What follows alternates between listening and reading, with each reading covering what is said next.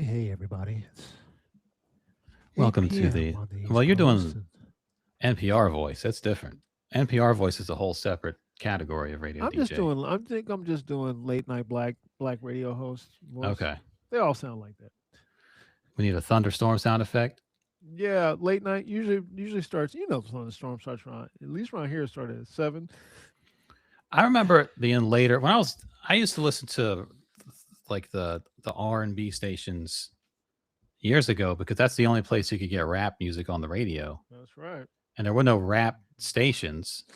And even the R&B stations, it was like you might get rap sometimes, or you might get like a remix of a rap song that's not the one you wanted because it's more radio friendly. It's Yeah, more radio friendly soft, the edit. Yeah, the softer radio edit. version. Yeah, And then late night they would do like they'd have a DJ on Friday and Saturday. They would do like mixes with yeah. like with rap. But I remember the Quiet Storm being later, like at least 9 o'clock or later. Like the 7 o'clock was too early for that. It had to be dark. Seemed like when I got here on WHUR, Yeah. their quiet storm started like at 7. I was like, this is Howard early. University Radio. I remember thinking I was like, this is early, but it would always start with that quiet, soft and warm. It's a quiet storm. It would always start. I'm like, it's 7? The sun's still out. That's So, my thing. Like the street lights might not even be on in the middle of yeah. summer. It's still light out. It's still bright. Just WHUR. I remember it started early. But Yeah. then we were in New York. I don't remember whichever station that Wendy Williams was on. They I did don't a even quiet know. storm because they had that cat Vaughn who did a jazz hour. Also, they were a more well-rounded station. Right. And they did. Remember, we would be coming home late, and they would have the quiet storm on. Yeah, We'd be coming late. home from Yeah. spots. Yeah, it would It be would be late, but it would dark. be on. Yeah, It would have been dark for a long time by that yeah. point. Particularly in New York, because it could start getting dark like at 4 Yeah. in the winter. Yeah. I wasn't So ready for that when I moved up. When I first moved there, I was like, Jesus Christ, it's getting dark at 3:30. it's Why is already a it dim dark city because of outside? Like, what do you all the mean? skyscrapers shit. Um yeah, it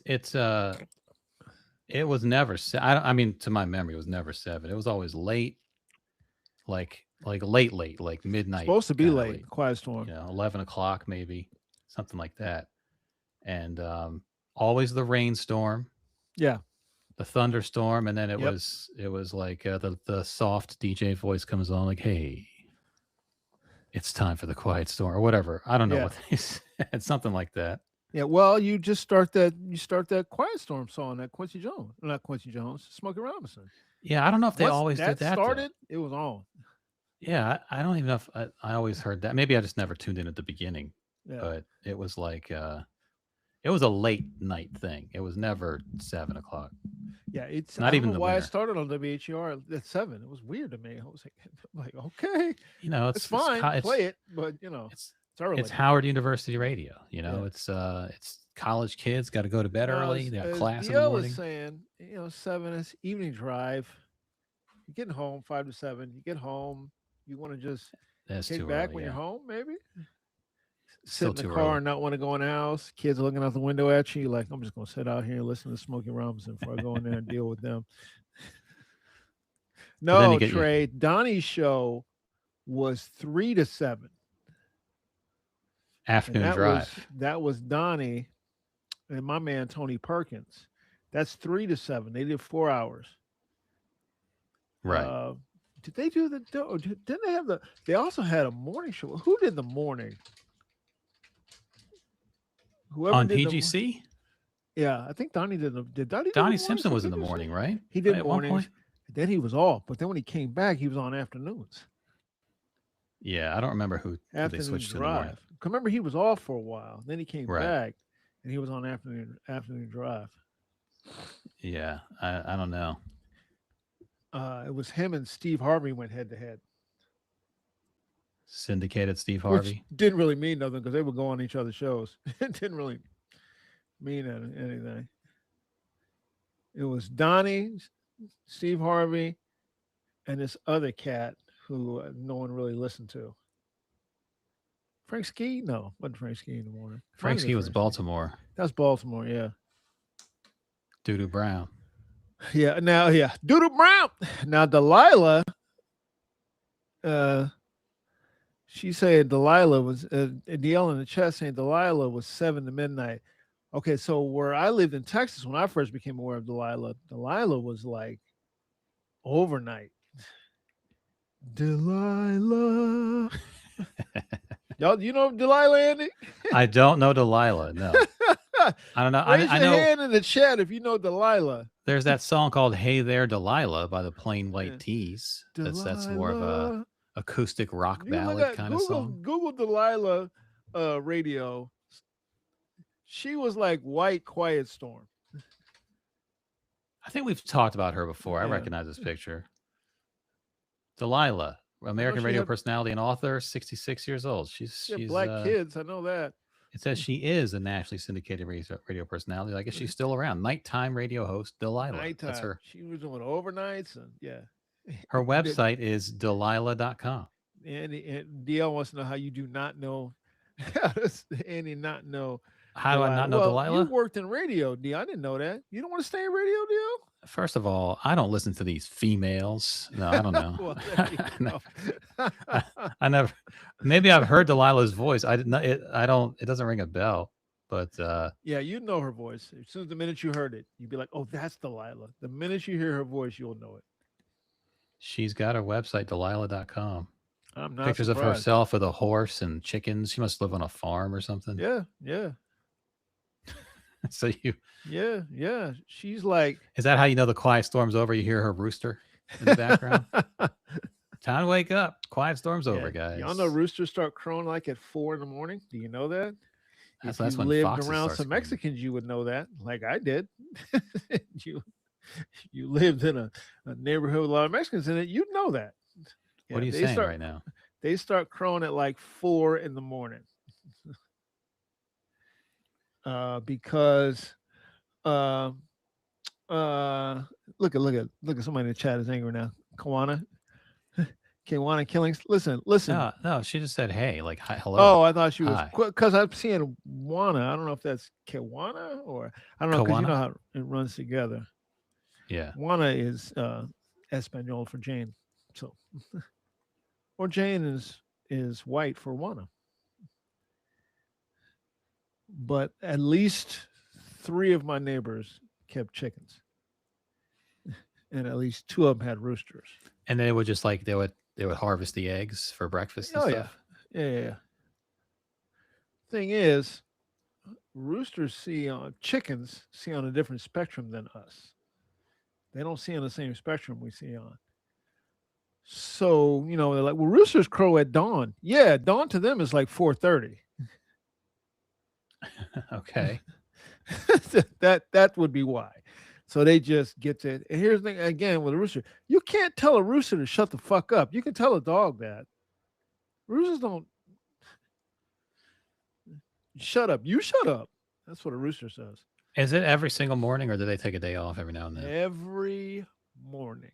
That's. I mean, I've heard the foxes. We've talked about this. I've heard the late Yeah, night fox that screaming. creepy ass shit.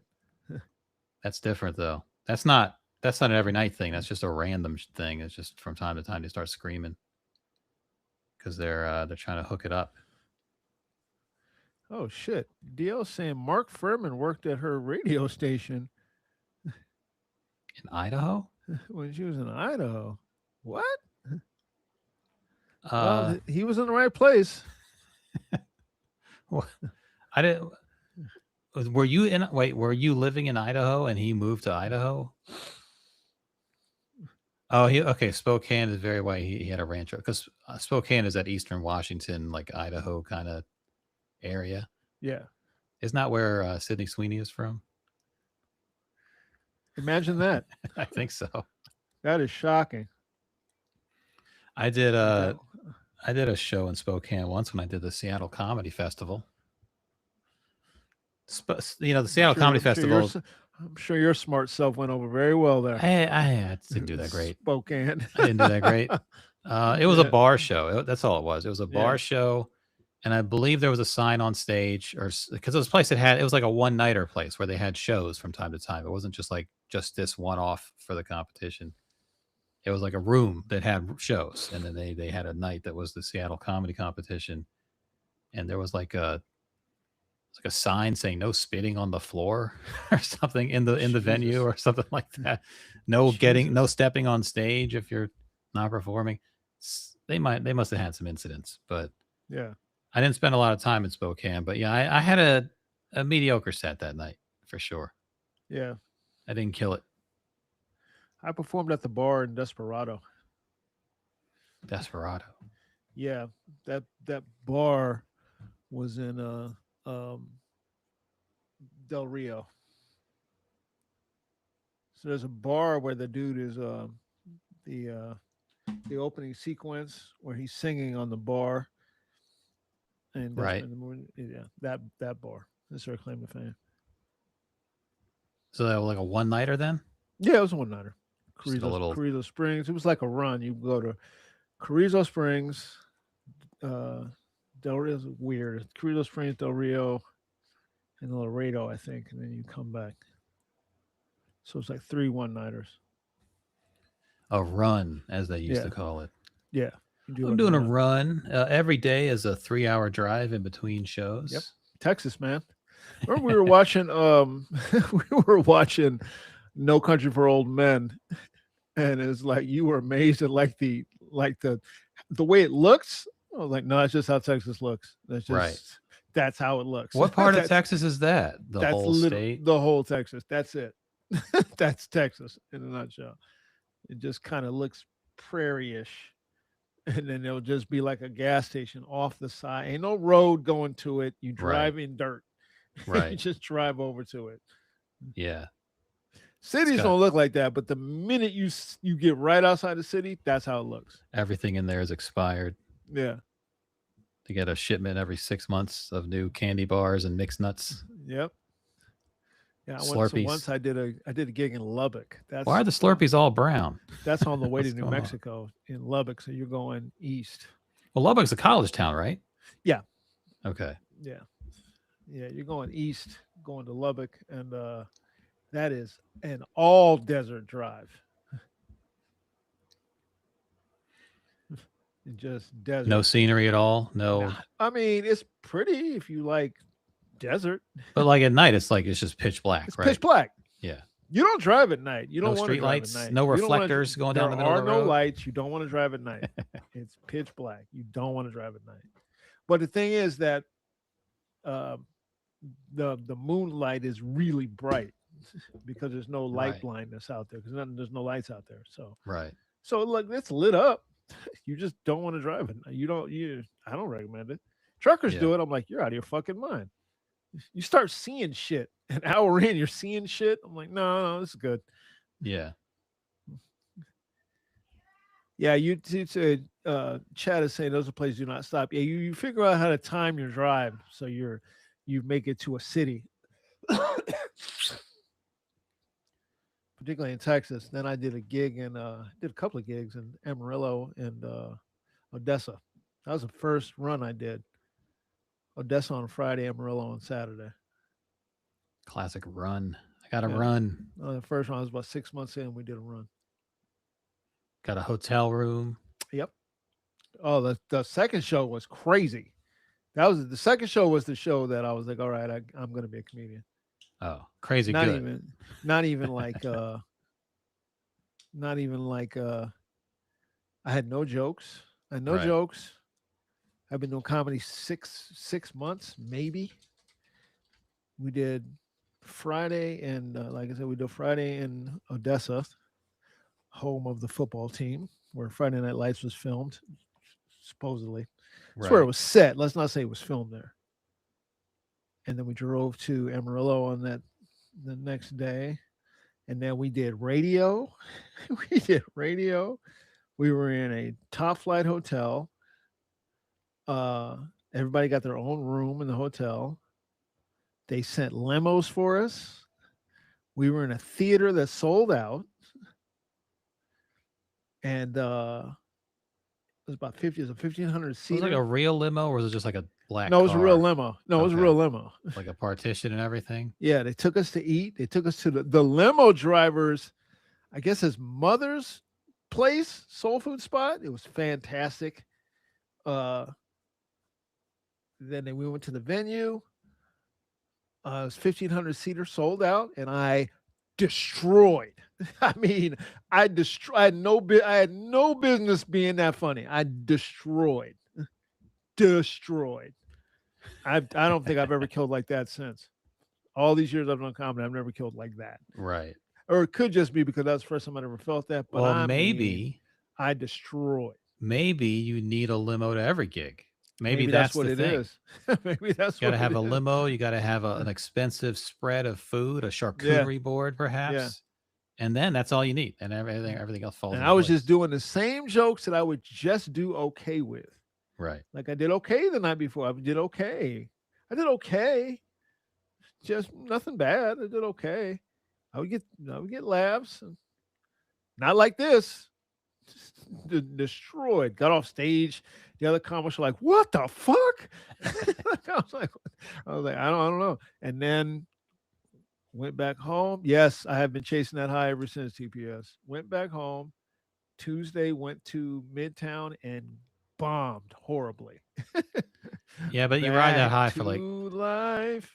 that's before you learn the trick, which Yeah. is if you kill it over the weekend, maybe skip that Tuesday, Wednesday open mic just to ride the Yeah. high for a couple more Yeah. days. Because like Yeah. I'm good, I'm feeling pretty good. Yeah. Oh, I walked in that. I walked in that open mic thinking, oh, it's about to go down. I'm about to No, clear this open mic. Nope, they were playing cards. They were playing bid whist. I Nope. killed it, man. I was like, you guys are crazy. It's crazy around Nope. here, and they were Playing fucking bid whist. dying laughing. I was like, it's crazy, right? You guys are crazy. That's the only We move come you back. got. We bought the greatest hits of the OJs. Me and Cleto sang that shit all the way back. All the way back to San Antonio. 7-hour drive.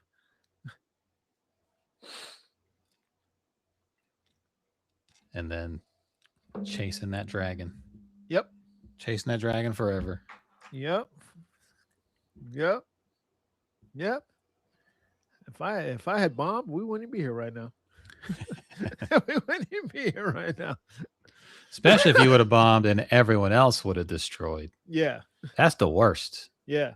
You bomb, everyone else kills it because you're ready to have your excuses like, oh, that crowd Right. sucks, or Right. they seemed a little tired and Right. everyone else kills it. You're like, oh, none of my excuses apply because everyone Yeah. else was able to get them except me. Bro, it kept going. We went to the club afterwards. They limoed us to the club. It was fucking it was great. It was fucking fantastic. It was fucking Sign autographs, you know, roll out a free red carpet. drinks. We had our own little VIP section. Everybody was hanging out. I mean, a VIP and Amarillo don't really mean nothing. Like you're Right. here, they're there. That's what it Right. means. You want to be over there anyway because that's where everybody's at. So The bottle service is Mountain Dew. They hand you a Mountain Dew with a sparkler sticking out of it. yeah. Welcome. Yep. DJ shouted us out. It was a great time. Great time. 'Cause we were on the radio and stuff, like real radio. Right. Not like radio at somebody's house. Like we went to like a real like radio station. Like an FM station. Yeah, it was like a real radio station. Wasn't just some AM bullshit. Yeah, we did their drive time radio on Saturday. Their Saturday afternoon. All right, I'm sitting here with the comedians from this Saturday's show. We've been having a No, ball during the commercial no, it was a break. black, that was a black radio station. We've so been it having a was- ball during the commercials. You guys got to go out and see these guys. Why don't you guys introduce Yeah. yourselves real quick? Yeah, I've done a lot of that shit. That white radio shows. Ugh. I've not done that many actually. Oh, it wasn't in town. I've done Mexican radio. I've done everybody speaking Spanish. I'm just looking like then they switch to English, talk to me, and they switch back to Spanish. I'm like, oh, okay, fellas. And you're in the corner like, hey, speak English, god damn it. Yeah, What country are we in right now? yeah. And then the white radio is always the same. It's always. Here's an interesting thing. I heard. I didn't get to do this when I was coming up, but Steve Harvey would take. When he would do morning radio, he would take donuts. Okay. So he would take like donuts and like juice to when he went to go do radio. So the spot, for those who don't understand this, anytime there's a comedy show, they want you to pump the show. So one day, maybe two, you got to go in and do radio. Okay, that means you got to get your ass up out of bed, which is hard for comedians. They send a car over. If you're lucky, they send a car. Generally, they send some poor kid from the comedy club's got to come take you to radio. You go to the radio and you just maybe you do a spot on the morning show. Now, the people on the morning, and by a spot, it's like maybe 10 minutes, maybe. People on the morning show envision themselves as being comedians, so they're always trying to show the audience that they're funnier than you. So it fucking sucks. It's their show. You can't Yeah, outshine them. yeah, it fucking sucks. It fucking sucks. But black radio, that was white radio, by the way. Black radio is basically the same, except it's more like you're talking to people that you know because they're black and you're black, so you have like connection. And by the way, you can say the whole show. That's the thing. You just say the whole show, and you're just part of the show. That's different. So is That's but so what's the advantage then? What do you get out of bringing donuts? because it kind They of just like you? that makes them want to keep you around.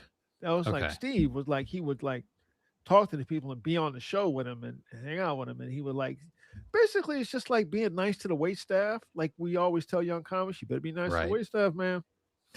You better be nice to the wait staff because they the ones gonna make sure that you because somebody gonna ask, hey, what do you think of that comment? And we're like, don't bring him, and you ain't coming back.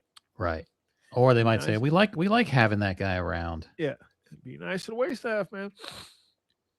Always be nice to the wait staff and tip them for bringing you your stuff. Just tip them. You know, yeah, man. So he would just take donuts and juice, which you walk in with free donuts, everybody's happy. Everybody gets happy to see you. Hey, what's Right. happening?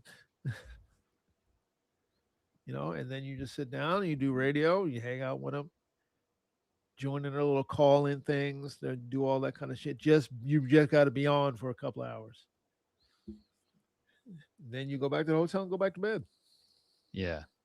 You know. Yeah, I didn't do that much.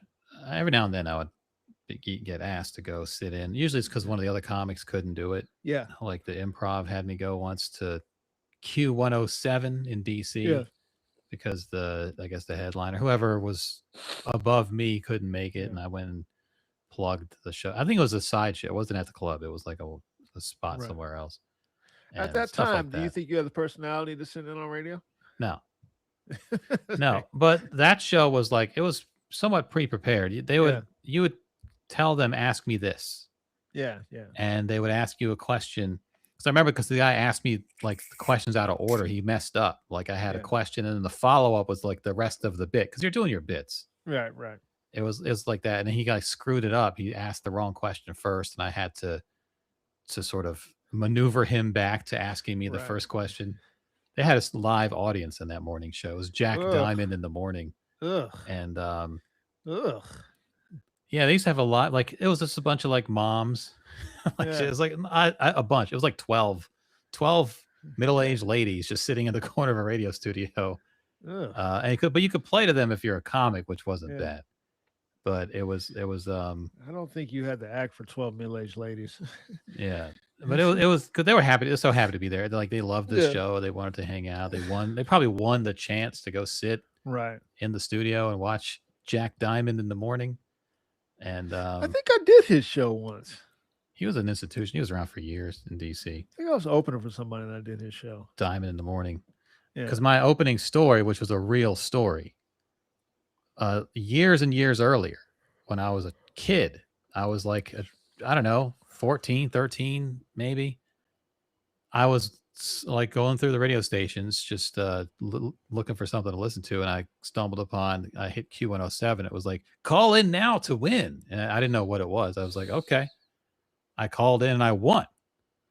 And I won tickets to see the Bee Gees because they were like, they had a reunion tour. Yeah. They had a song called One, I think, or an album called One. They had gotten back together. And of course, I never went to the station to pick up my tickets, right?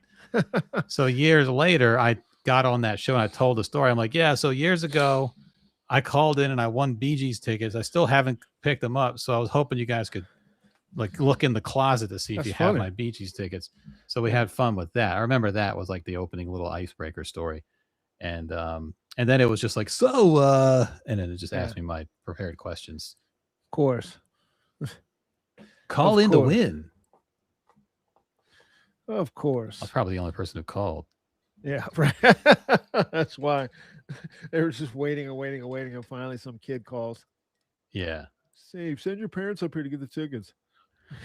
It was like Send it had to have been like 87 or something. They had some reunion thing at the time.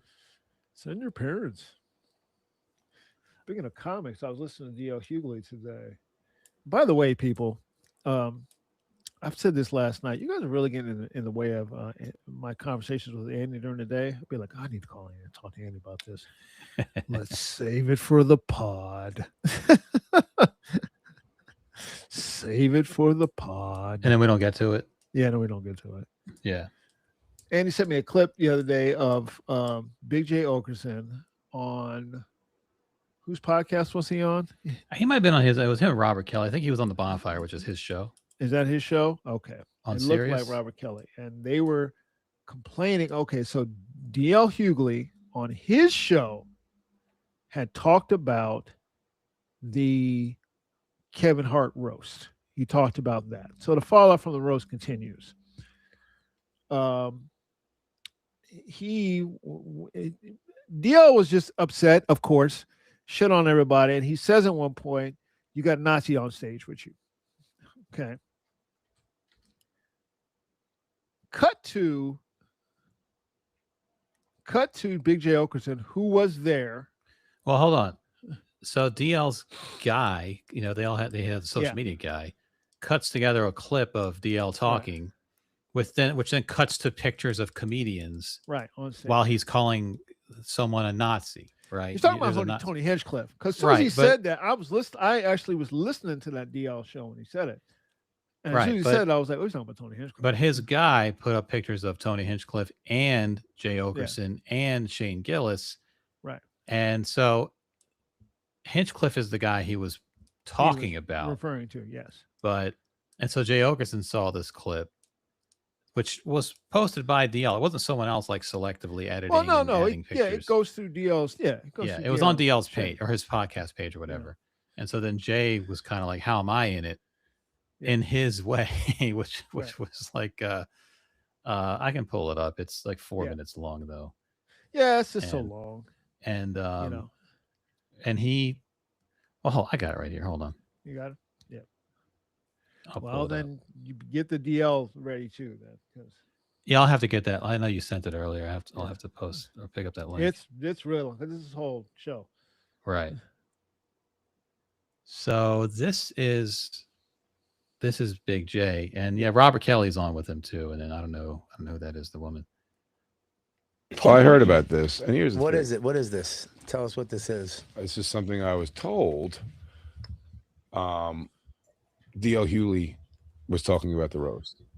You want me to play it? Lewis told me, if you could, I know we got.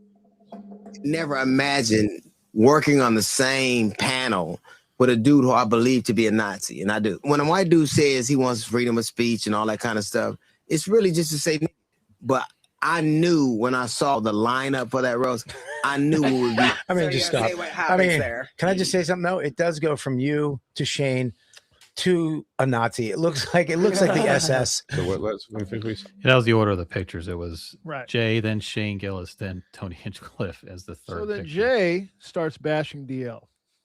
Tony has no eyebrows. I never noticed that. Yeah. Years ago, he was at a Nazi rally, and now he's with it was on Jumanji.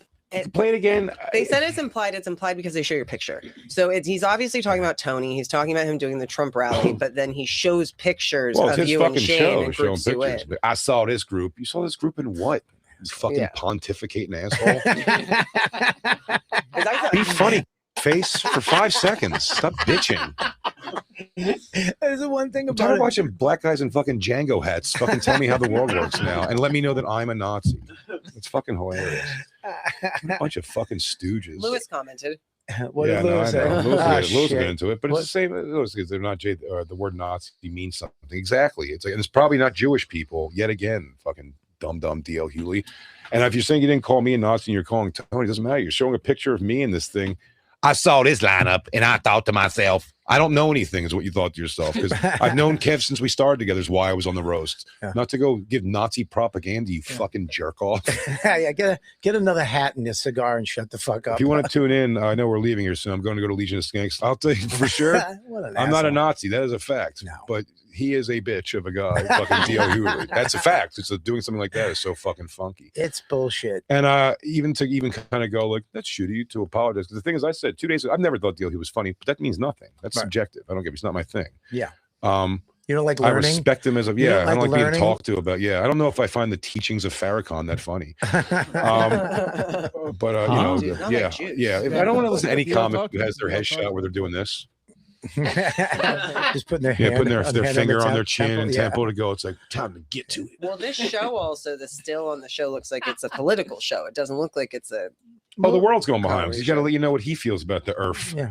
He's only been famous for fucking 65 Jay years. always has said to me, I hate comics that go political. Yeah. That's why you dump Dave off of the Skanks. Yeah. I had to boot my own best friend. I'm sick of these fucking politics. But again, he's lumping me in with this fucking thing, and it's like without knowing anything. And his thing is going to be like, well, I don't know who you are. It's like, well, maybe don't put up a video implying that I'm a fucking Nazi. It's like, dude, shut the fuck up. Just shut the fuck up, dude. Yeah. I'm not I don't dislike you now, D.L. because you're black. It's because you're black and dumb. It's got to be both. I wish everybody. All right. There's another minute of that. Yeah. We got the gist of it. We got most of it, actually. And so that was a couple days ago, I guess. Right. And so then DL addressed it today. I'll pull that one up because DL went on his show today and talked about, that's a reaction to a reaction now, basically. Talked about Jay, who I guess he doesn't know, it sounds like.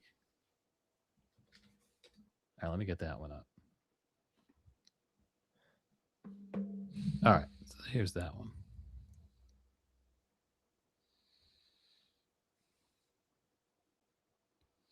We good? Here's that one. Okay. So this is DL now clapping back. Black guys in fucking Django hats. Fucking tell me how the world works now. I know that dude about as much as he knows salads. I don't know who he is. I think somebody put up a picture. I guess his name was on it, and he was responding. I want to apologize for the picture because, technically, I told my editor to put in 3 photos of famous racist people from the roast. Because he's not a famous racist. No. I saw this lineup and I thought to myself, the world's going behind him. He's got to let you know what he feels about the earth. I don't dislike you now, D.L. because you're black. It's because you're black and dumb. Look, don't tell me I'm dumb when your diet lets me know you make shitty choices. Hold up. Tell me that. The only reason he wears a nail polish so it look like a girl is touching his dick. That's what you crazy. Don't talk about where I put my dick when you can't see you. My 40-year comedy career will last longer than your heart. I see these white boys up there. Fuck out of here, these white boys. It is kind of also he's such a hack. He is a hack. You look at that riff he did. He's just like a lesser Kurt Metzger. He doesn't even have his own voice. I don't like how fast white dudes get to whiten. First, when you made the joke in the clip, all these racist white guys want to do with freedom of speech is say the N-word. Right. You see him slow motion going like this, I know what I've done my whole life. Right. Secondly, he brought up you talking about Farrakhan on the show. I've never once mentioned Louis Farrakhan at all. Yeah. So he's fat and a liar, just like he lies on his diet plan. One of his only quote unquote decent jokes, was talking about your hat, right? But the kicker is you didn't even wear that hat in the episode where the clip is happening. Here's a true thing. That is a Nick Fouquet hat, right? Yeah. I could trade that hat in and it'd be bigger than any payday he ever got. Take my name out your mouth and you'll have more room for snacks, fat ass. Hold up, Andy. Hold up. Okay, so at the beginning of all this, when he starts talking about the show, he says distinctly that, look, if somebody had said that I was associated with Nazis and I wasn't, then I would be upset and I would say the same thing. So he said that in the beginning. I was talking about Tony Hinchcliffe at the beginning of everything. He was like, that's the Nazi I was talking about on stage. Right. Tony Hinchcliffe, not you. Okay. Having said that, now somebody in the chat already said it. Listen, I know Jay a little bit. Andy knows Jay's a little bit. I haven't talked to him in years. I don't really know him. I don't know if I ever really talked to That him. was I much. used to play basketball with him Yeah. in the Story League, and he was out there. Like, nice guy. Started in black rooms. He's 100%. He started with Kevin in black rooms, and he was one of the dudes that what's my man's name used to ferry him around. Keith. Keith Robinson used to ferry him around and stuff like that. Jay was one of the few white guys to go. Remember when Puffy had a comedy show? Remember that? Does anybody remember that? The HBO show? Yeah, Puffy had an HBO show for a minute doing comedy. Yeah. I think it was on HBO. Jay was on that. He was one of the few white guys that was on that and stuff like that. And then out of nowhere, Jay made this turn into I'm gonna say the N word because comedy's supposed to be off limits and anybody can talk about anything they want. And that's when I stopped fucking with him. Just out of nowhere, he made that turn. And then he started dressing like an extra from a Dice Clay movie.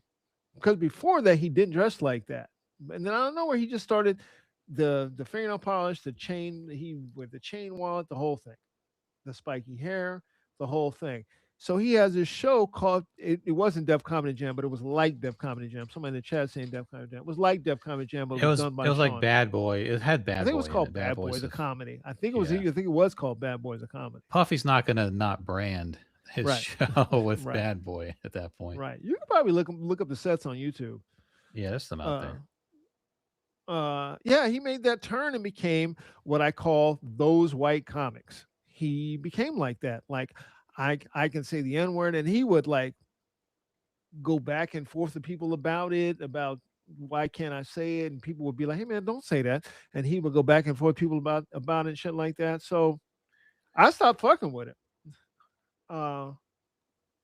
Bad Boys of Comedy. Thank you. Yeah. So the fact that he was wanting to go down this road is fine. That's the first thing. The second thing is that I'm relatively sure he has done Tony Hinchcliffe's show. He's kicked it with Tony Hinchcliffe. So no, you're not a Nazi, but you're fine with Nazis. You're fine moving in that world of these people because they're not like that with me. So who gives a fuck? They don't even like the word Nazi being applied to their racist asses. They don't like Nazi, they don't like white nationalists, none of that. But that's who their acts are for, those people. That's who it's for. So I'm supposed to act like that's not what's happening when you know that's what's happening. That's why I don't fuck with you. I don't move in that world. I have no desire to move in that world.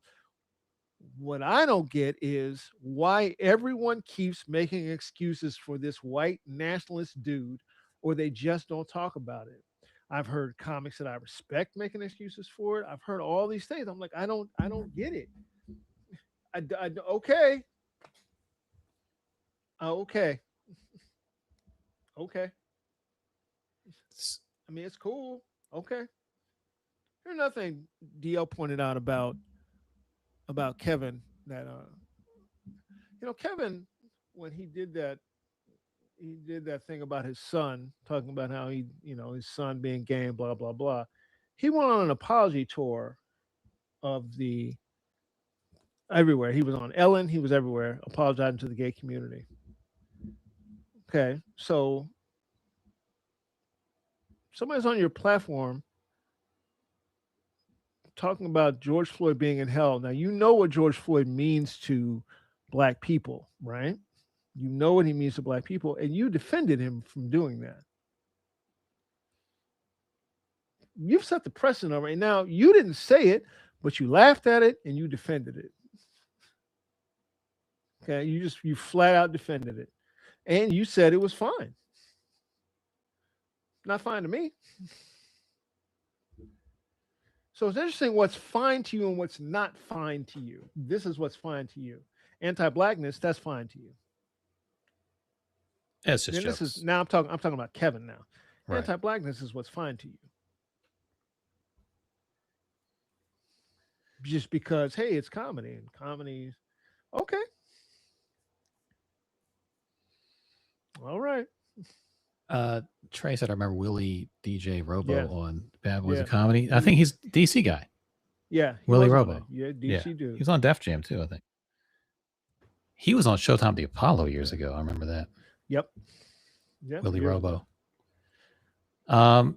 Yeah, I mean, the Jay was kind of a mistaken identity a little bit because Yeah. they put up a picture of him, and I could see where you'd be like, "Hey, what the fuck? What are you doing?" You know, I could see having a reaction to that. I would if someone was talking about Nazi comedians and Yep. my picture flashes up. I'd be like, "Hey, man, take That that ain't shit me." down. Yeah. Shut the fuck up. That's not me."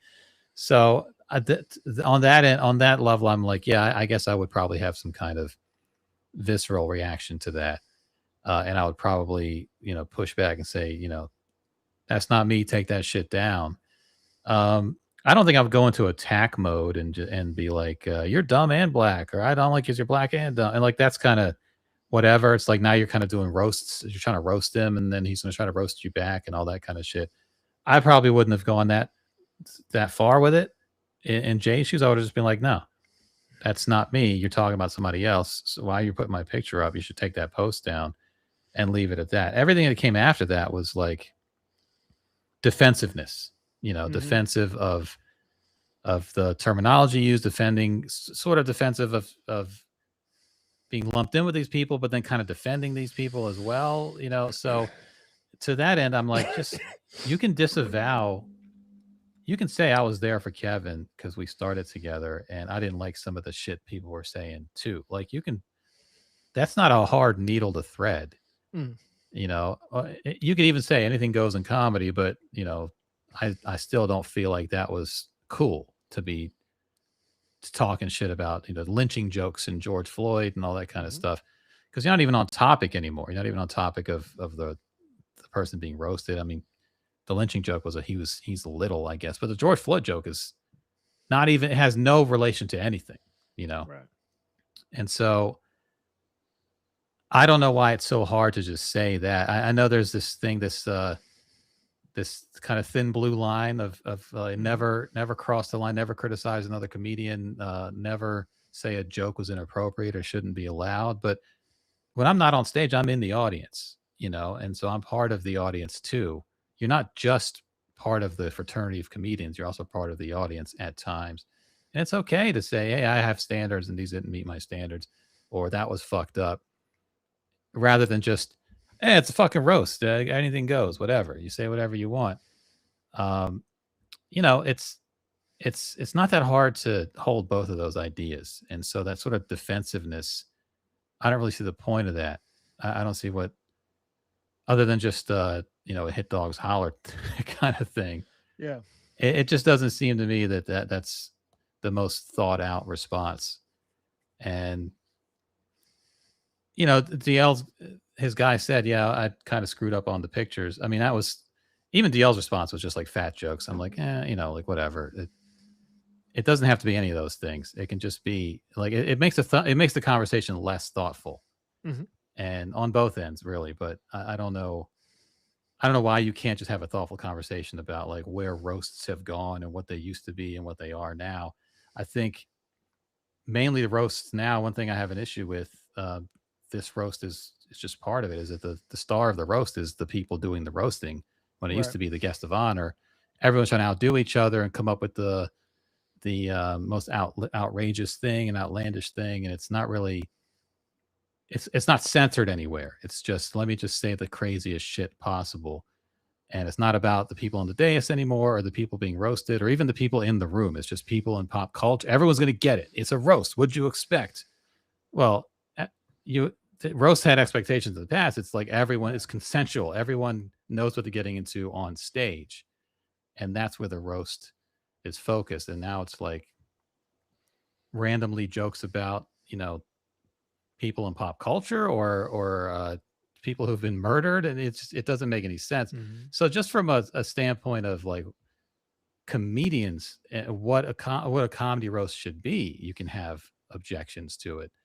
From the actual type of content, the Tony Hinchcliffe joke, why is it so hard to just say that was fucked up and he's fucked up? I don't know why that's a big deal. Can't do that, man. You just can't do that. And gotta have the freedom to say whatever I want to say.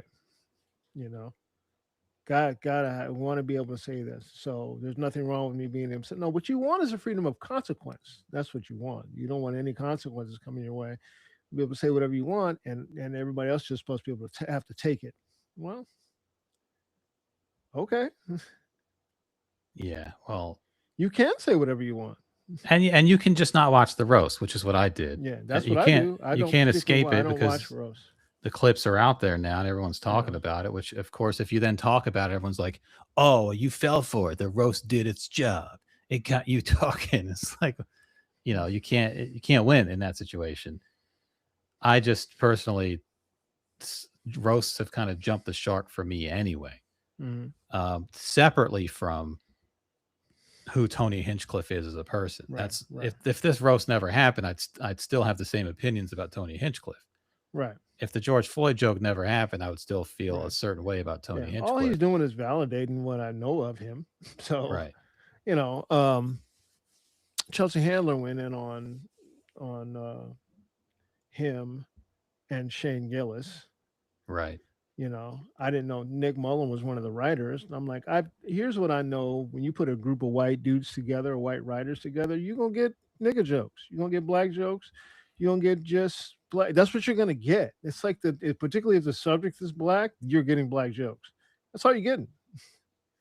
Yeah, but we don't know. We don't know what jokes Nick Mullen wrote. We don't. But I do know if you are attached to that show, then you now are attached to it. You can't get the stink off you. That's kind of how the shit works. You're attached to it, so now the stink is on you. The stink of this now is on you. It's funky, but you don't have anybody black on your writing. Che pointed that out. There's nobody black writing on a show that's about a beloved black figure.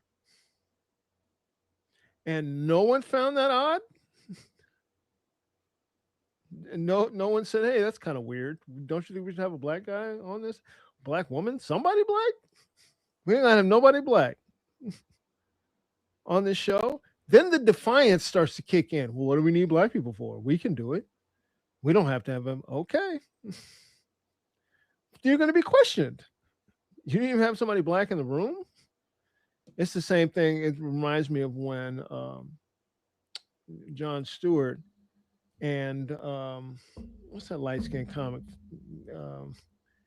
that he got into it with him and when he was in the room on the Daily Show. What's his name?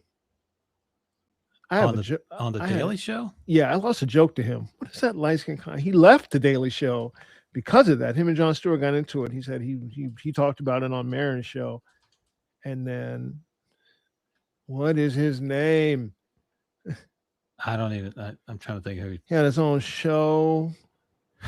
I'm trying to figure out. Black comic. Hold on, I'm going to Google some weird things altogether. I'm about to Google black comic who left Daily Show. Oh, Wyatt Cenac. It's Wyatt Cenac. Wyatt. I didn't get to the Google part. I Wyatt. remember that story. Yeah. I had a joke that's literally Wyatt and I had a joke that was almost word for word exactly like about Lord of the Rings. I was like, look at these nerd minds working in tandem. Yeah. It reminds me of that. Like you're the black guy in the room, you speak up.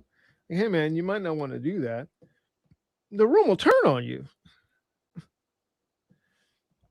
So what about the argument though? Walter Mosley. It happened to Walter Mosley. What argument?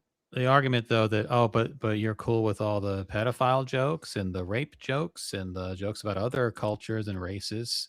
So we can do those, but not these. Am I cool with those jokes? What jokes are we talking about? You're not saying anything about those jokes on social media. You're just saying things about the George Floyd joke. Yeah, that's what I'm doing.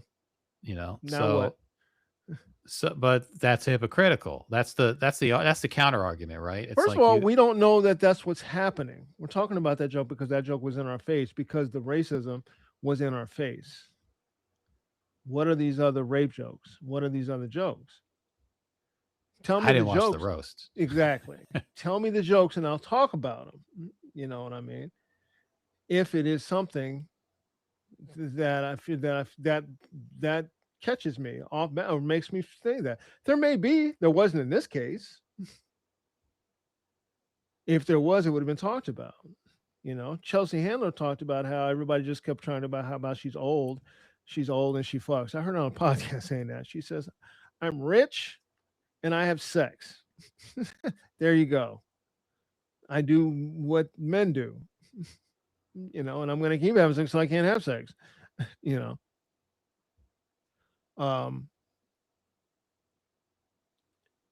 I don't see any. I don't. And yeah, thank you, chat.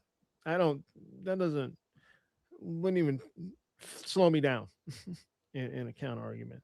And the argument is basically anything goes should include race jokes, right? And I would tell you is tell me what's the joke about talking about George Floyd. And if you, well, yeah, I'm not trying to. I'm just saying the argument is if all these other topics are not off limits, why is that topic off limits? And an easy thing to know is say, I didn't say the topic was off limits. I didn't say that. What I said is if you put a bunch of white dudes in a room and tell them to write and the subject is a black person, it's just going to be race. They're not going to have anything else to talk about because that's where their mind immediately goes to. And not just race, hateful ass shit about race. Hanging, you did a hanging joke, a lynching joke. That's where their minds went to, a lynching joke. Somebody's mind went to that. Now, I don't know if it was the people in this writing room whose minds went to that. I don't know if it was people. I do not know that. It could be that was Shane Gillis's joke. Could have just been his joke. He also may have had writers who helped him write those jokes. It could have just been his joke. Hell, they could have had somebody black write that joke for him. It wouldn't surprise. It wouldn't surprise me. But the reason why you do that joke is because you're talking about because you know what hanging means to black people. In the case of black people, no one says a hanging joke in reference to any other race other than black people. Right. You just don't do that. That's not a thing. That's not a thing that's done. So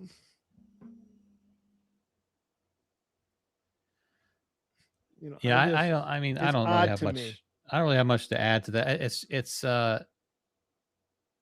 the roast seems to have taken on this whole like cottage industry of discourse at this point. And I think everything that's going to be said has been said about it. I don't know what else can be said about it. It's just a question of what is a roast anymore. Is it a place where you just say hateful shit or not just about the people on stage or about the people being honored or the people in the crowd who have kind of consented to be part of this thing? Because that could be fun. Or is it just about saying crazy over the top hateful shit about entire cultures or entire acts, things that would trigger people? I'm going to trigger the people the most. The most clever way of triggering people is the goal with the jokes. To me, that's just the chat is saying ain't nobody telling a train joke for a Jewish person. I bet they are. That's the thing. I think jokes like that are told about Jewish people. There's Holocaust references in these roasts. That does happen. I mean, Cheryl Underwood's husband killed himself, and they did jokes about that. I don't know if they would do jokes about someone getting raped who has been raped.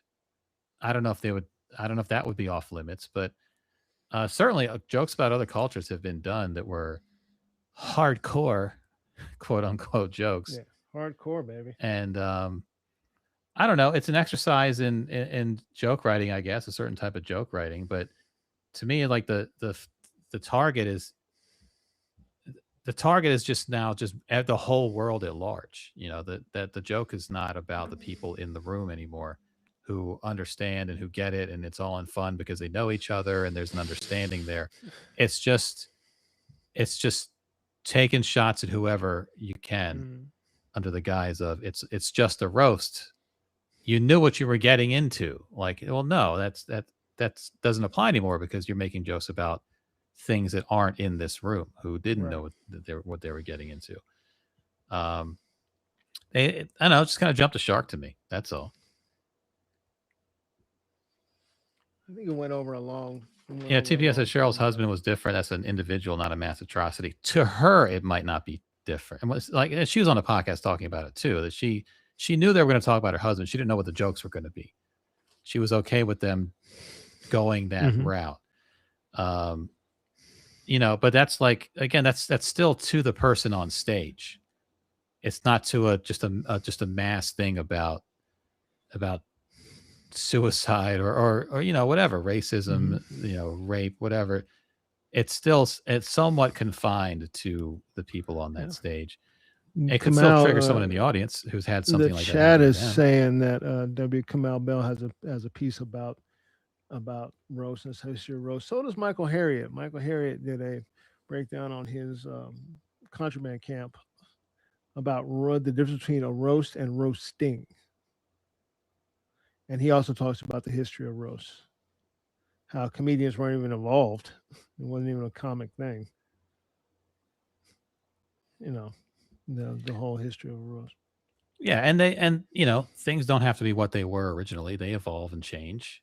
That's, you know, history isn't just stuck where it was. I just think where it's evolved to has gotten to a point where I'm just like, it's not really fun or entertaining anymore. It's just kind of like, can you top this with the most offensive, foul joke that you can come up with? And there's not that sort of communal aspect to it where we're just shit talking each other, because people always compare it to like, that's the dozens. The dozens is people talking shit to each other who know each other. And that's, yeah, there's a parallel to roast, but not anymore. That's my point. It's not just, it has evolved to this other thing. It's not just people who know each other and you, the viewer, getting an insight into how they fuck with each other. You know, how people in the business fuck with each other, the way you and your friends might fuck with each other on other topics, you know. That's all. It's just, you know, it's just not it's not a fresh thing anymore. No. Another topic that we promised we'd get to, we'll probably just talk about this and wrap it up.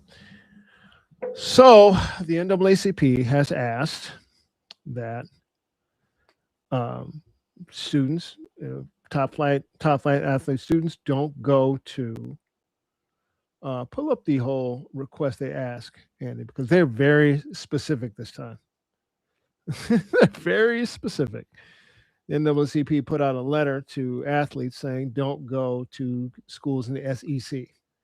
NAACP today is launching, this is from a couple days ago, launching the Out of Bounds campaign, a national call for Black athletes, families, fans, alumni, and consumers to withhold athletic and financial support from public universities in states that have moved to limit, weaken, or erase Black voting representation in the wake of the Supreme Court's 6-3 ruling in Louisiana versus Calais, however you say it, which gutted what was left of the Voting Rights Act.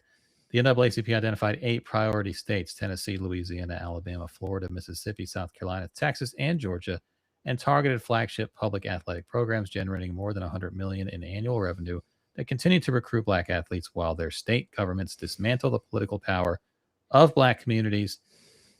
Quote, what these states have done is not a policy disagreement. It's a sprint to erase Black political power, said Derek Johnson, national president and CEO, NAACP. These actions happen in days, in some cases hours, of a Supreme Court ruling that gives extremist lawmakers a playbook to erode Black representation. The NAACP will not watch the same institutions that depend on Black athletic prowess to fill their stadiums and their bank accounts remain silent while their states strip Black communities of their vote. Out of Bounds is our answer. We are naming the contradiction, and we are calling on Black athletes, families, fans, and consumers to act on it. The same power that built these programs can be redirected, and it will be. The economic stakes of the campaign are significant. The flagship universities in the 8 targeted states collectively generate billions of dollars in annual athletic revenue. So that's it. That's their press release, basically. Okay. So they're not everybody. So listen, I thought about this for the last couple of days, and I agree with it. I don't see there's no point for a top flight athlete to go play at these fucking schools. They gave a list of schools. There are plenty of schools you can go to. Just don't go to these schools. Well, those. Now the argument that was made immediately that I heard was there was a couple of arguments. The one argument was you're telling the kids to give up everything. I'm like, no, they're not. That's not what they're telling them. They're telling them just don't go to these schools. If you're going to get recruited to other schools, you're a top flight athlete. You're getting recruited to other schools. You're getting recruited to Michigan. You're getting recruited to USC. You're getting recruited. You're not just getting recruited to Louisiana or Mississippi or Bama. You're not. By the way, those schools didn't bring in black students and they lost a lot. They just didn't bring black students in. So top flight black athletes went elsewhere until they finally integrated these schools and started bringing in black athletes. So there's a history there that is not that long ago. It's really not. Now, the next argument I heard was, well, there's you're going to go to another place, it's going to be racist, just as racist. Like if you go to Indiana or if you go to Michigan or someplace, well, it's going to be racist there, or Ohio. It's not going to be any better. Yes, okay, that's true. Think about this: when people were doing the Great Migration from the South to the North, to let's say Chicago. Do you think those black people didn't know that there was also racism happening in Chicago? Of course there was. Vicious racism was happening in Chicago and happening in New York and happening in Louisiana. But you weren't living underneath the threat of state death being brought upon you. You know, of just leaving your house and not coming home because you get hung. You know, it was organized violence that was sanctioned by the state through Jim Crow. That's what you were leaving. Okay. Well, it's arrived again now in the South. So here we are. It's back again. So if I can go to another place and play where I'm not being impacted by this, specifically impacted by this, why wouldn't I tell my kid, yeah, well, you can't play that. Why am I watching these shows? Why am I giving my money to these shows? Why am I buying gear from these teams? Why am I doing this? You have reduced me to a second-class citizen in this state, and now I'm going to support you. It doesn't make any sense. Well, that's the thing that I think should get more of the focus, because whenever they say these things generate, millions or billions of dollars, they say in this thing, they're targeting programs generating more than 100 million in annual revenue. They generate that money because people watch and buy tickets and buy the merch and all the above. So are people going to stop watching? Because that seems to be too big of an ask for a lot of people to stop watching their Saturday college football, or not just football, basketball too, all the major sports. And they want the athletes to kind of do the heaviest lifting while they sort of sit back and still come out of it, I don't know, just I don't want anybody to watch. I don't see the point in watching. I'm not going to support you with. I'm not talking about you though. I'm talking about there are people who are going to say athletes shouldn't go to these schools and are also going to watch. Yeah, and you know what those people can do? They can go piss up a stick. Go piss up a fucking stick. You can do without. Furthermore, what the fuck are you doing? By the way, if you're one of those people, what the fuck are you doing? What the fuck are you doing? Why are you supporting this? What the fuck are you thinking? That's what I would ask him. Just what are you thinking? Explain. Make me understand that. What do you think? Well, I can just watch it. Well, yeah, you watching is what is uplifting this shit. What are you doing? What are you doing? Why are you doing this? What are you doing? There are a lot of shows you could be watching. You don't have to be watching. And I don't want to hear your bullshit about, well, these other schools are racist too. I explained that already. I don't want to hear that horse shit. Just don't watch. It's not that hard. I don't like, it's not really about boycotting a particular school. It's about the state, what the state is doing with its congressional maps and disenfranchising voters. So it's not that, this school is going to have racism there too, you shouldn't go to that. You're never going to find a school that doesn't, unless you go to, I don't know, an HBCU, and who wants to do that? Right. But it's not even that. It's just people are trying to figure out how to express with beyond just their words, but with actions, their feelings toward these southern states. And the NAACP is saying, well, one thing that can be done is on the college level when you throw money at these universities. But, there's a lot of things that you can do that don't even involve universities or sports programs, because someone might not even watch sports and be like, well, okay, you're welcome, NAACP. I did my part by continuing to not tune in the college sports that I never watched anyway. So this is just people trying to find a way to express their feelings about all this stuff. And on this front in particular, the NAACP has released a statement, but it doesn't have to be on this front. You can fight on other fronts too, or withhold dollars on other fronts too. And I've said this before, I don't want all the focus to be on 18-year-olds to bail everyone out, or make people be okay with their inaction because someone else take action. I want a full court press, and I'm not okay with your inaction. I want a full court press.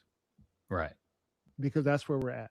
I want a full court 40 minutes of hell. What how do you used to say it? 45 minutes of hell. I want a full court, in your face press from baseline to baseline. That's what I want. Yeah, well, I mean, I can see an athlete saying, "Okay, you first, fans." Show us you have our back here, because and I start walking around with an Ole Miss sweatshirt. I have no problem with an athlete saying that. Right. Because I want a full court. I want a full court press. I can put it to them. Listen, we're in a different time now, and everybody needs to act accordingly. Okay. My father grew up in a time. My father grew up a second-class citizen. He didn't have full rights. He got full rights in 1964. At 1964, he was then seen. By the way, he was in the military already. 1964, he was now seen as a full human being, basically. I was born in 1969. So I'm the first child in my father's family to be born with the full rights of this country. And I have lived long enough, and he has lived long enough to see those rights now reduced. That's fucking crazy. That in my lifetime, I was born into it, and now it has been reduced out of my life. When you think about it like that, people don't think about it like that. Like, I walk around places with people, they have more rights than me. Right now, on paper, they have more rights than me. They are more of a citizen than I am. Even though I live here in this state, I'm still less of a citizen than them. Because people who look like me, forces are aligning against them. Literally right now as we speak, forces are aligning against people who come from my community specifically. It's fucking insane. Okay. And that's the fucking truth of it. That's the truth of it. And what are the solutions to this? What are the solutions to this? And where the fuck does this stop? Where do we think it stops? We think it stops here in voting rights? No, it's the Civil Rights Act is next. Interracial marriage is next. Then gay marriage. You think it stops? Why would you believe that? 14th Amendment may be gone. If they can get it, they're going to take it. They've already told you this is what they want to do. So I'm for a full court press for everything. And I don't see it changing now in my lifetime. And I don't know if it's going to change now in my daughter's lifetime. I got to send my daughter out into this world. That's fucking, it's bananas. It's bananas. I'm not seen as an equal. Where does it end? I need somebody to tell me that. Where does it end? What Chad? Does Chad, you got any ideas where this ends? I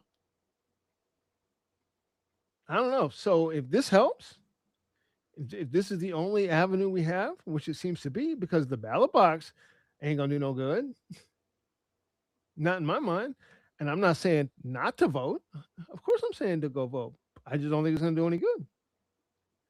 because a majority of white people don't want to do this. So I don't know what the solution is. HBCUs. Here's how illmatic this is. Let's say these top flight athletes decide that they're going to go to HBCUs. I'm talking about 5-star recruits. All it would take is, let's say, 10 5-star recruits to say, fuck that, it's HBCU time. Okay. What do you think happens to the funding for HBCUs at that point? What do you think happens? Well, they're going to be generating more money, right? Yeah. I mean, isn't that like when people tell athletes to go to HBCUs, part of the pitch is some of that money is going to funnel into HBCUs because they're going to get on TV and they're going to get. I hope to God that happens, because that state money, the federal money that's supposed to be flowing in HBCUs, the billions of dollars that are already owned HBCUs will be yet further cut off. They'll try to choke HBCUs to death. They're already doing it now. At South Carolina, they wanted to choke it off because they didn't want the lieutenant governor to come speak. So they immediately talked about choking off the money. The money that they've already shortchanged them, they're talking about choking that off. So let's say, 5 top flight guys are like, I'm going to these HBCUs. I'm not going to go. I'm not going to give my money to your state school. You think they're going to not come after them? That's what's going to happen. It's a funky situation, man. And I don't see an out other than something like this, which I got, chat. I don't know if the goal is to even solutions. It's just, do what you can. I think looking at the scoreboard, like, did it work? Did it work? Did it work? Are we you're always going to find, those forces at work, the pushback. So it can't be that. It can't be. Did it solve anything? Did it work? Because all that leads to is discouragement. It's letting perfect be the enemy of good. And then you just lose morale. So I don't know what the solution is either. No one really knows what the solution is, but voting has to be part of it. And I think that's one of the fronts that they're fighting on too, is they're putting information into the bloodstream, into the information stream that will demotivate people and discourage people from voting. And so that, anything that discourages people from sort of taking the proper action, I think, is an issue. And some of the scare tactics, like, if you don't go to these schools, you won't get drafted. That's part of the plan to get people to not consider, being recruits for different schools. And I don't know have the answers either. I don't know if anyone really has any answers. It's just fight on the front that you can fight on. And that's why I'm for this. I'm for a full court press. Let's start a full court press. Let's go ahead and not support these schools. And I was listening to Jamel Hill on her podcast was saying, start asking these professional athletes who went to these schools. Ask them what they think. I've also heard people saying, why don't you ask the white players? I'm not asking white players nothing. They're not. I don't care. They're off the clock. They're off the clock. I don't care. They're not part of this. But they're off the clock. They're busy. I would ask Coca-Cola, hey, you're based in the South. You're based in Georgia. What y'all doing about this? You cool with this? Because a lot of your employees, I'm looking in the chat right now, a lot of your employees, this is going to directly impact them. You're based in Atlanta. It's going to directly impact you. What are y'all doing about this? You good with this? You good with what your governor's doing? Locking the people of this state out of political power? You're good with that? Or are you not? What are you going to do? What are you going to do? I think we should lean on corporations. I think we should lean everywhere we possibly can. Everywhere we can, we got to push. We got to push back, and it has to be. It can't just be us. It needs to be people of good conscience. But sadly, I don't think there's that many. Well, I mean, some of these pressure campaigns took place in the summer of 2020, the summer of George Floyd protests, and you saw some. Jeez, I can't believe it's 2020. So I can't believe it was 6 years ago. ago. We're coming up on probably like literally the 6th anniversary of George Yeah. Floyd being killed. Yeah, we are. It was the end of May, I think. So, but remember, there was a lot of corporations that were like, guys, we've been listening. You know, like that. There was like this, no, you haven't. there was this movement in like that summer fall time frame of 2020. It seemed to lead to big corporations saying things out loud and plainly that they would never say before about race relations in particular, and taking action, you know, starting different programs and hiring practices and you know, evaluating themselves. And now that sort of, once Trump took office last year, it all just kind of started falling away one after another. A lot of companies were like, oh, now that we don't have to do that anymore, we're going to actually close that DEI office that we had, or that program that we had for equality that we were touting a few years ago. We're going to quietly end that program and fire everyone in that office. You know. Yep. So, you know, asking them to do things, it's all these things. There's no magic bullet. It's just going to have to be everyone kind of doing a little bit, you know, whatever they can do and hoping it works. All the Supreme Court stuff was decided in 2016. Mm-hmm. You know, all the other corruption is, you know, that's present day. That's because of the votes in 2024, et cetera, et cetera. But the Supreme Court stuff was lost in 2016.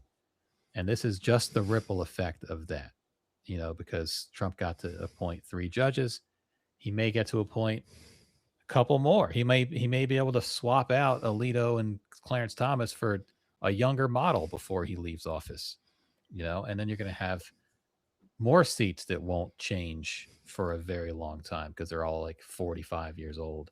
Mm-hmm. Or even younger than that. That's why you need court reform. Supreme Court Justice Aline Cannon, come on down. You're next. And then 2 Democrats will vote to confirm, along with all the Republicans. You know, like some of that stuff. This is all the ripple effect of that, and also the preservation of norms that a lot of Democrats have tried to sort of ride for all these years, and some of them have broken away from that finally. But this thing about like 1 or 2 people will still vote for for Robert F. Kennedy or for whoever it might be to lead this agency or that, or to be a Supreme Court justice. The urgency has to ramp up across the board. But yeah, we just saw that happen 6 years ago, where like the window opened, grand opening, and then grand closing. Hope you guys enjoyed it. We had a nice run. It was a good 3-4 year run until it was time to cozy up to Trump, because he was gonna call us out on Truth Social and all that kind of stuff. Yeah, Occupy Wraps did this. Yeah, it was right around Memorial Day when George Floyd died. I think it was that weekend. It was Memorial Day weekend. It was like the video hit like that Sunday or Monday, hit the internet. So yeah, that's coming up next week. Or this weekend. And then so watch all the jokes that are told. Watch all the horrific shit that's about to be sold. Occupy said, fools didn't believe fat meat is greasy in 2016. Nope. Damn, I sound like my mother the older I get. I don't think I've heard that one. Fat meat is greasy? People didn't believe. People didn't believe that fat meat is greasy. Fat meat. Oh, so you just don't believe fat meat's greasy, huh? Yeah. And I definitely haven't heard that one before. Yeah, that shit is applied. That shit, it ain't supposed to mean nothing, but everybody understands what it means. It's one of those. You don't believe the truth is what it means. Yeah. You don't believe what's right in front of your eyes. Fat meat's greasy, huh? I sure do. It's fat. It's fat. Fat meat is greasy. Fat meat's greasy. Yep. Greasy fat meat. Greasy fatty fat meat. Someone asked if we talked about the landlord who let's save that for Saturday. Yeah, I got a bookmark. There's a news report video. We'll talk about that Saturday. Hold on for Saturday. Who Oh, also, what we can talk about Saturday or finish up tonight. Trump's slush fund, his January 6th fund, seems to be not that popular among Republicans. Imagine that. And Republicans have abandoned plans to pass a bill funding immigration enforcement amid disagreements over President Trump's ballroom and his $1.8 billion slush fund, a setback caused almost entirely by the president's desire for vanity projects and his endless quest for payback. Basically, the Senate was supposed to vote on this budget, and they decided today, like, we're going to just recess until June. They canceled plans to vote, opting for an early start in their Memorial Day recess instead of heading back to their districts with a win and ending months-long crisis over funding and at the DHS. They left to stew over disagreements about two wildly unpopular presidential priorities. The two I just mentioned, the ballroom project and the slush fund. We were ready to move this. We want to get our enforcement officers regularly funded. And unfortunately, some decisions were made that got off the rails, said Ted Budd, Republican of North Carolina. Ted Budd is his name. Budd. So anyway, I don't know if it's going to mean anything. They might come back from their break and just vote for all this stuff. But maybe a couple will break away. Maybe this slush fund won't get passed. I'm sure Trump will find some other way to. And if you don't, he'll just find another way. Funnel some money. To me, that's what I said last night. It's the attempt anyway. Yep. That they're trying. They desire this. Mitch McConnell said today, quote, "So the nation's top law enforcement official is asking for a slush fund to pay people who assault cops." Is that how he sounded when he said it? No, that's not at all how he sounded. I wish I had the actual audio. I don't. You say he spoke that clearly? He was using an AI voice assist. So the nation's top, let me see if I get this full quote. It's the nation's top law enforcement official is asking for a slush fund to pay people who assault cops. Utterly stupid, morally wrong. Take your pick. So he's against it. And he could have voted to impeach Trump after January 6th. And he chose, McConnell might have voted to impeach. They needed like 3 more, and they didn't get the 3 more. I don't remember who voted to impeach, but a few Republicans did. But anyway, they could have fixed all this a few years ago if they would have just voted to impeach Trump and barred him from running for office again. Well, that tells us what they wanted. Yeah. So here it's we are. Up to the voters. We'll leave it up to the voters to decide. The nation's top law enforcement official is acting for a slush fund to pay people who assault cops. Utterly stupid. I am appalled at this moral ineptitude. Can we go talk about it in your favorite restaurant? Take your pick. If you excuse me, we're on recess right now. I got a table waiting for me at the Cracker Barrel. I have a standing reservation. I don't like standing it for anything these days because I fall down a lot. But I'll take a standing reservation to Cracker Barrel. The Cracker Barrel. Go ahead and give me 2 chicken fried steaks. Make it a double. I don't care about my cholesterol at this point. Have you seen me wobbling around? Jesus. The halls of Congress? All the color is gone from my face. Why are my lips purple? His lips are purple because his heart disease is kicking in. I'm a medical marvel. That's why his lips are purple. Well, I am appalled. Yes. Every now and then. He's not long for the world. I don't even think we watched that clip from a couple weeks ago.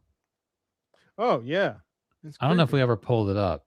I don't even know if I probably still have it bookmarked somewhere, but the clip of him talking during that congressional hearing.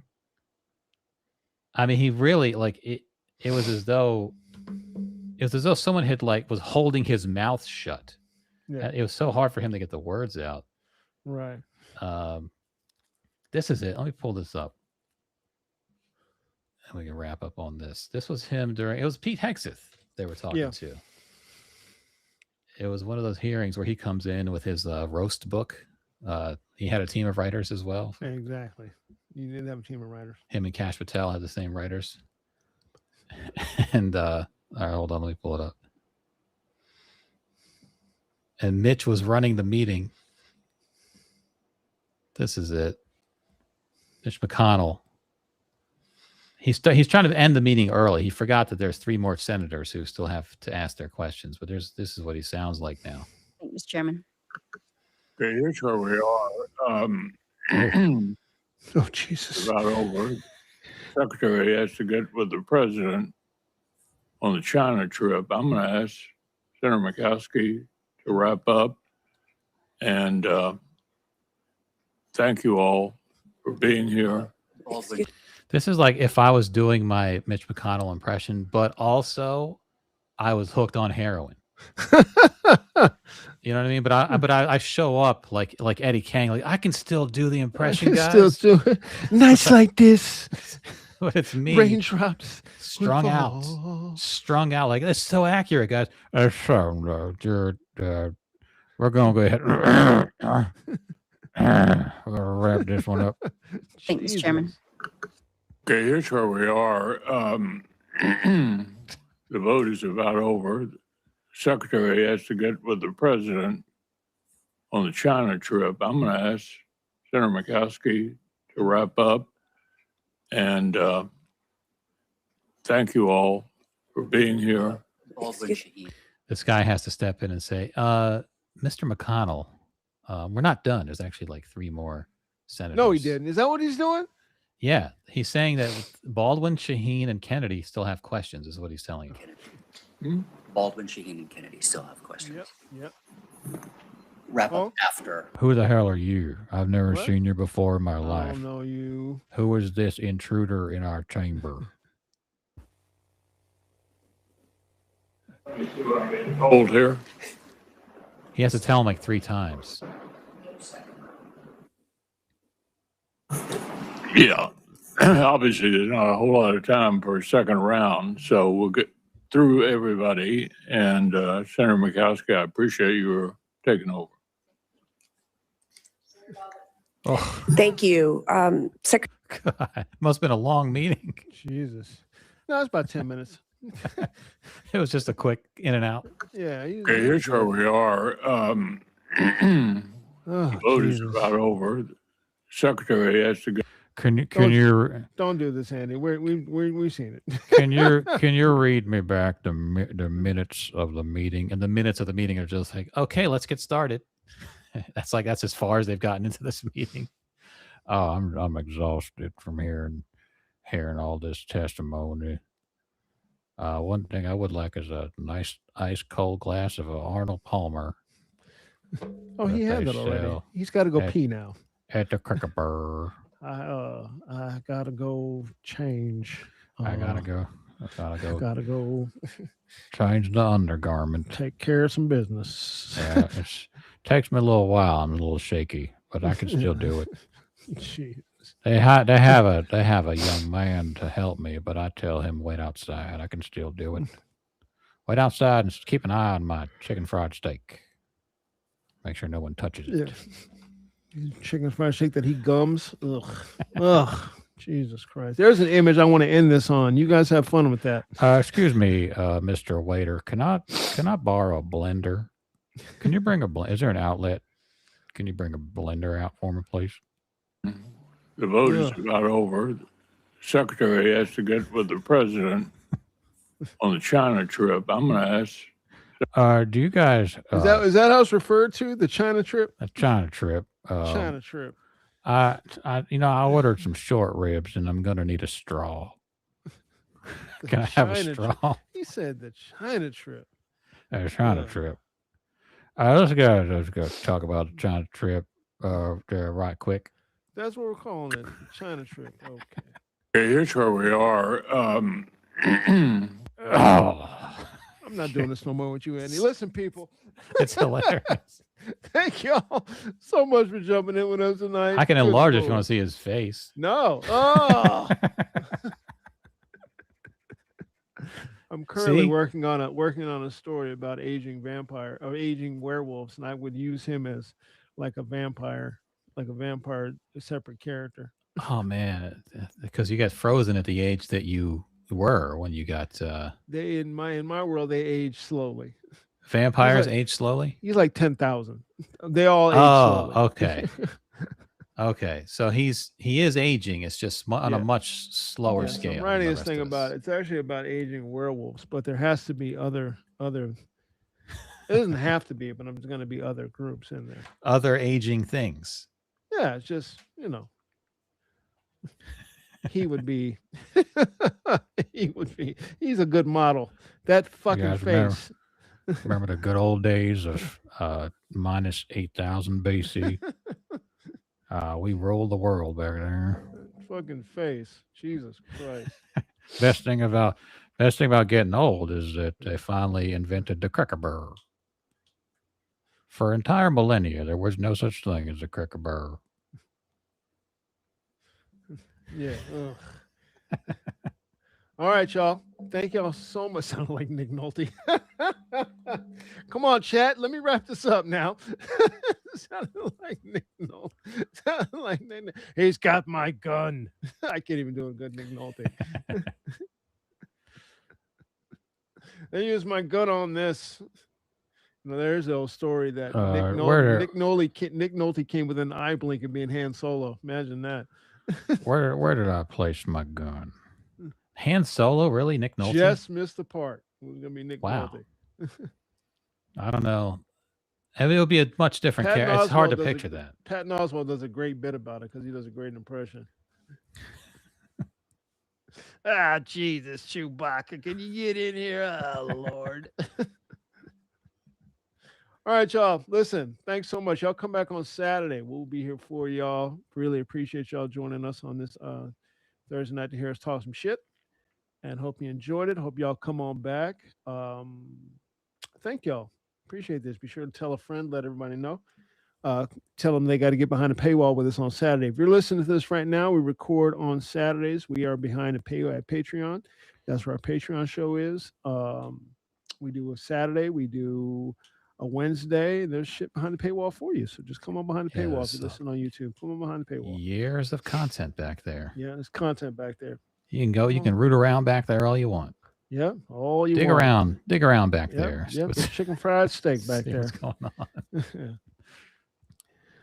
All right, y'all. We will see y'all soon. Appreciate y'all so much. Thanks, and I hope you enjoyed. Sorry, Trey, it's late. Yeah, it is late. Just root around. Anyway, thanks, people. Appreciate y'all. I'm Randolph Terrence. I'm Andy Klein. And we'll see y'all. We're three guys on y'all. Get behind the paywall. We're out. Root around the cracker barrel. Back there. At the crack of my ass barrel.